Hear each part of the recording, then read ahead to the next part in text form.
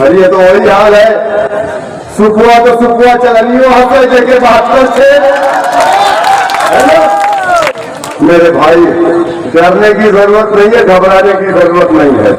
अल्लाह ने कुरान में फरमाया, कुलिल्लाहुम्मा मालिकल मुल्क तूतिल मुल्क, अल्लाह जिसको चाहता है मुल्क के अंदर हुक्मरान बनाता है।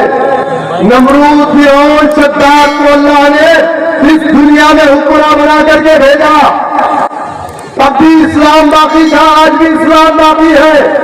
मौजूदा वक्त में भी मिस्र नमरूद, मिस्र शद्दाद, मिस्र फिरौन जैसे लोग हैं, तो इसका ये मतलब नहीं है कि हम उनके सामने घुटने टेक देंगे, बातिल ताकतों से मुकाबला करेंगे।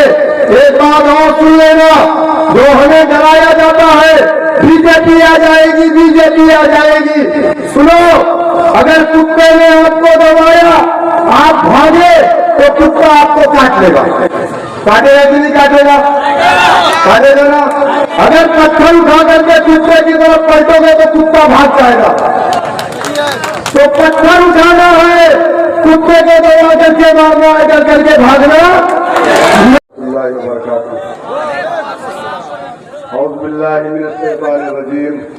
बिस्मिल्लाहिर्रहमानिर्रहीम। सादुल्लापुर में,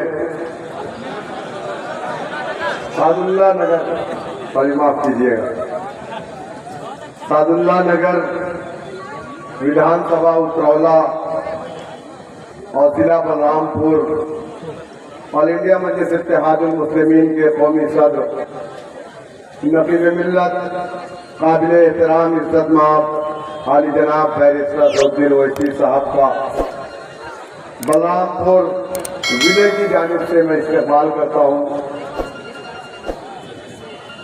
सैनसीम के तशरीफ फरमा ऑल इंडिया मजलिस इत्तेहादुल मुस्लिमीन उतरौला के उम्मीदवार जनाब डॉक्टर अब्दुल मन्नान साहब, पूर्वांचल प्रभारी जनाब इसरार साहब और पार्टी के नेशनल स्पोक पर्सन जनाब आसिम वकार साहब, तमाम जिम्मेदार साथी तशरीफ फरमा है।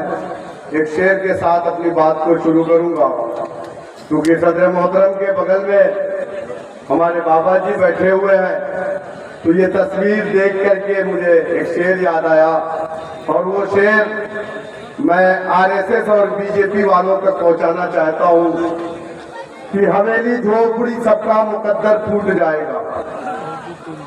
हवेली झोपड़ी सबका मुकद्दर फूट जाएगा अगर ये साथ हिंदू मुस्लिमों का छूट जाएगा।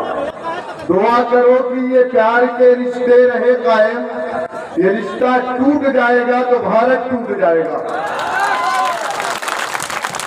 मेरे दोस्तों, मेरे बुजुर्गों, कौम के गज्जोर नौजवानों, मजलिस इत्तेहादुल मुस्लिमीन से मोहब्बत रखने वाले और पर्दे में बैठकर सुनने वाली मेरी इज्जतदार माँ और बहन,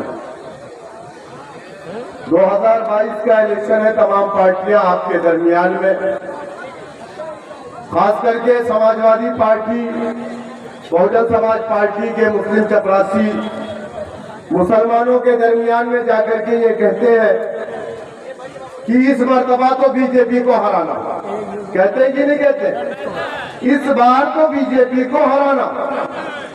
और यही चीज हम 74 साल से सुनते चले आ रहे हैं। पहले कांग्रेसी कहते थे कि सबको हराना है, और अब कांग्रेसी कहते, समाजवादी पार्टी के लोग कहते और बहुजन समाज के लोग कहते बीजेपी को रोकना।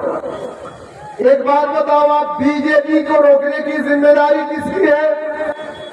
हमारी है क्या? हम सेकुलरिज्म के कुली हैं क्या? ये काम सिर्फ हमारा है कि हम बीजेपी को रोकने के लिए नाम नहाद सेकुलर पार्टियों को वोट डालते हैं? यकीनन हम बीजेपी को रोकेंगे इंशाअल्लाह ताला। जिस तरीके से महाराष्ट्र के अंदर औरंगाबाद में 22 साल बाद शिवसेना और बीजेपी के एमपी को कांग्रेस नहीं हरा पाई थी, मजलिस इत्तेहादुल मुस्लिमीन ने वहां हरा करके अपना परचम गाड़ा और वहां से इम्तियाज जलील साहब एमपी हुए। हमको डरा करके हमारे वोट को लिया जाता है। कभी आपने सोचा कि इस मुल्क के अंदर कलमा ला इलाहा इल्लल्लाह मुहम्मदुर रसूलुल्लाह पढ़ने वाली कौम के साथ आज नाइंसाफियां क्यों हो रही है? रंगनाथ मिश्रा कमीशन की रिपोर्ट, सच्चर कमेटी की रिपोर्ट, गोपाल कमीशन की रिपोर्ट, कुंटू कमीशन की रिपोर्ट, महमूदुर रहमान कमेटी की रिपोर्ट ये कहती है कि हिंदुस्तान का मुसलमान दलित से बदतर अपनी जिंदगी को गुजार रहा है। कभी आपने सोचा कि हमारी शरीयत में मुदाखलत क्यों? कभी आपने सोचा कि हमारी लिंचिंग क्यों? कभी आपने सोचा कि हमारी इबादत गाहों से लाउडर क्यों उतारे गए? कभी आपने इस चीज पे गौर किया कि इस देश के अंदर तमाम तरह के जानवर खाने वाले लोग हैं? अरे इस देश के अंदर राम को पूजने वाले और रावण को पूजने वाले भी है, क्योंकि इस देश का संविधान इतना खूबसूरत है कि ये मजहब की आजादी देता है। आप अपनी पसंद के खाने खाओ, अपनी पसंद के कपड़े पहनो, अपनी पसंद के देवी देवताओं को पूजो, अपनी पसंद के मजहब को अख्तियार करो। आज बीजेपी आरएसएस के लोग अगर कोई मुसलमान बच्ची किसी हिंदू लड़के के साथ भाग जाती है तो कहते हैं कि धर्म का बंधन तोड़ करके और मोहब्बत के जाल में फंस गए, धर्म का बंधन तोड़ करके फरार हो गए। और वहीं पर अगर मुसलमान लड़का ऐसा करता है तो कहते हैं कि ये देखिए धर्म परिवर्तन करवाया, लौ जिहाद किया। इस तरीके के जो मामला हमारे साथ हो रहे, कभी आपने सोचा क्यों हो रहे? दाढ़ी और टोपी के नाम पे आपको टारगेट किया जा रहा, कभी आपने सोचा क्यों? गोश्त के नाम पर आपको मारा जा रहा है, कभी आपने सोचा क्यों? आतंकवाद के झूठे मुकदमे में जेल की सलाखों में डाला जा रहा, कभी आपने सोचा क्यों? नहीं सोचेंगे आप? क्या इस देश में किसी यादव के बेटे की लिंचिंग होती है? क्या इस देश में किसी दलित के बच्चे की लिंचिंग होती है? अब क्या इस देश में किसी और धर्म के ऊपर टिप्पणी होती है? क्या इस देश के अंदर किसी और की शरीयत में मुदाखलत होती है? क्यों नहीं होती? आप जानते हैं, क्योंकि इस देश के अंदर बसने वाला हर समाज ने अपना सियासी प्लेटफॉर्म बनाया।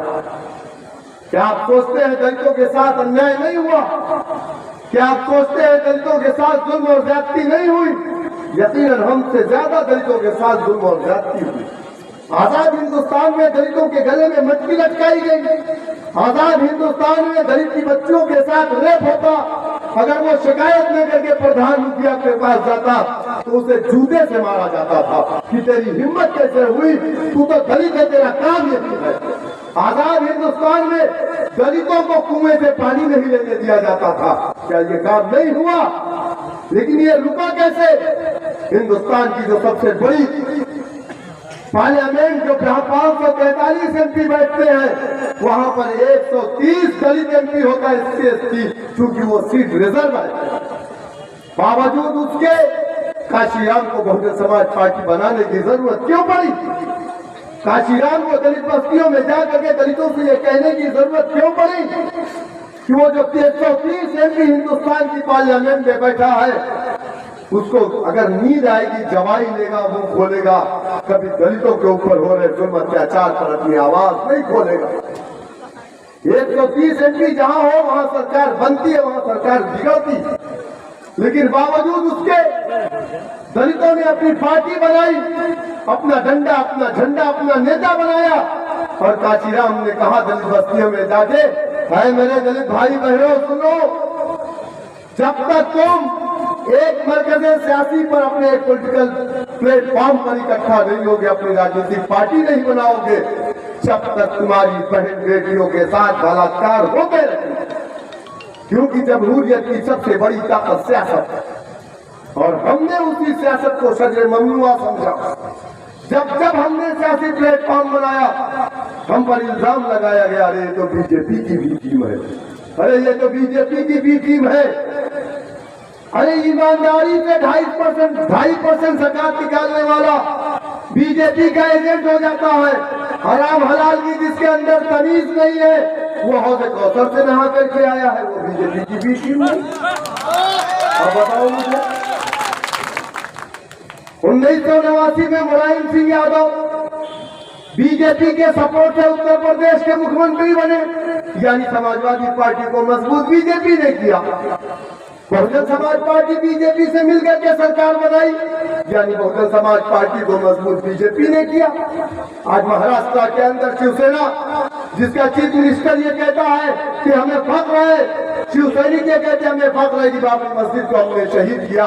आज समाजवादी पार्टी, कांग्रेस, एनसीपी मिलकर के शिवसेना के साथ वहां सरकार चला रहे, और एजेंट किसको कहते हैं? हमको। और ये तो वही हाल है, सुपुआ तो सुपुआ चलनियो हंसे देखे 72 से, है ना। मेरे भाई, डरने की जरूरत नहीं है, घबराने की जरूरत नहीं है। अल्लाह ने कुरान में फरमाया, कुलिल्लाहुम्मा मालिकल मुल्क तूतिल मुल्क, अल्लाह जिसको चाहता है मुल्क के अंदर हुक्मरान बनाता है। नमरूद, फिरौन, शद्दाद को अल्लाह ने इस दुनिया में हुक्मरान बना करके भेजा।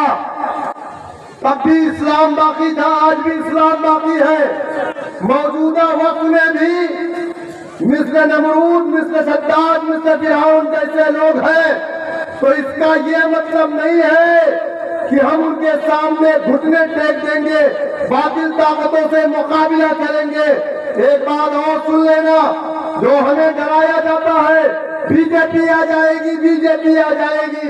सुनो, अगर कुत्ते ने आपको दबाया, आप भागे तो कुत्ता आपको काट लेगा। काटेगा कि नहीं काटेगा? काटेगा ना। अगर पत्थर उठा करके कुत्ते की तरफ पलटोगे तो कुत्ता भाग जाएगा।